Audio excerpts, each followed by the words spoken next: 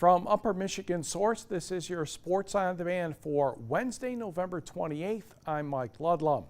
Michigan Tech hockey team continues to do very well in the WCHA, still undefeated. Joe Shawn's team hosts Bemidji State this weekend, and TV6's Alex Klein has the preview. Whenever you can be 6-0 conference, I mean, that's unbelievable. We play Bemidji this weekend, Northern, and then Alabama, so we got some tough games coming up, and that's going to probably show, who we are. Fueled by an emotional win in the Copper Country Strong game and a barrage of goals that included a hat trick from Gavin Gould Saturday. Holy cow! Gavin Gould, a natural hat trick for the Huskies! Michigan Tech is showing they're putting the pieces together. We have 4 lines that can play against anybody.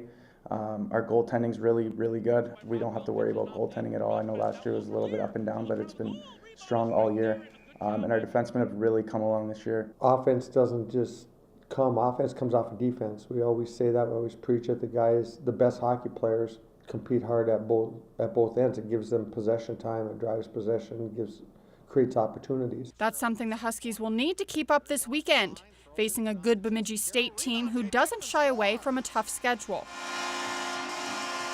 They played top-ranked teams and played them well, so it's going to be a great test for us. I'm excited for it. I think it'll give us an idea of where we're at. This weekend's series also has extra significance for senior Jake Lucchini. And it's kind of special for me. My cousin plays on the team, so it's kind of cool. He's coming to town and I get to play against him. But yeah, it's going to be hard. It's always a hard-fought series with them. We beat them in the playoffs last year, so I'm sure they're really excited to come here and play us. So it's going to be really exciting. Puck drop is 7:07 Friday and Saturday night at the McInnes Student Ice Arena. Alex Klein, TV6 Sports. The NMU women's basketball team has lost 5 of its last 6 games to Northwood. And believe it or not, the Wildcats start the GLIAC season Thursday night in Midland against the Timberwolves. NMU head coach Troy Mattson knows what to expect from Northwood. It's just a matter of executing the plan correctly. Jeff Curtis and I are really good friends. I really respect him as a basketball coach. He prepares his kids really well every single year. They're small, they're quick, but they're very aggressive and they're very tough. We just need to get the ball down and in around the block area. I mean, their centers are 6'1", and actually their person that plays the power forward is about 5'8". And we need to be able to get the ball in and around the basket and finish plays. Tip-off in Midland Thursday, 6 o'clock, followed by the men's contest. Michigan Tech travels to Saginaw Valley State. The Wildcats and Huskies naturally trade opponents on Saturday. Lake Superior State visits Ashland Thursday and Wayne State on Saturday. The Michigan High School Football Coaches Association has announced its all-state teams, and the Upper Peninsula had some representation in Division 6.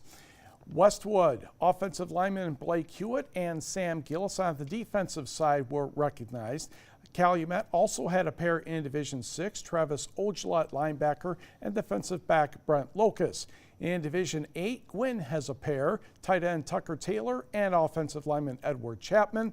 And Lakeland and Hubbell's Carter Crouch is the specialist. Ishpeming's Logan Krulik is also named as a defensive lineman. A trio of Northern Michigan University men's soccer players has been named All-Midwest Region by the United Soccer Coaches Organization. Senior defender Kevin Hoof and senior forward Sam Pop both received first-team honors, while junior midfielder Callum Olpen was placed on the third team. Hoof helped the Wildcats hold their opponents to just 1.05 goals per game, while adding a goal and an assist on the offensive route on the way to being a first-team All-GLIAC player. The offensive leader for the Wildcats this season was Pop. He led the team in nearly every category. 10 goals and 23 points both led the conference. He received second-team All-GLIAC honors. Olpen recorded 4 goals in the season. 3 were game winners and had 4 assists for a total of 12 points. His offensive production was enough to get first-team All-Conference honors.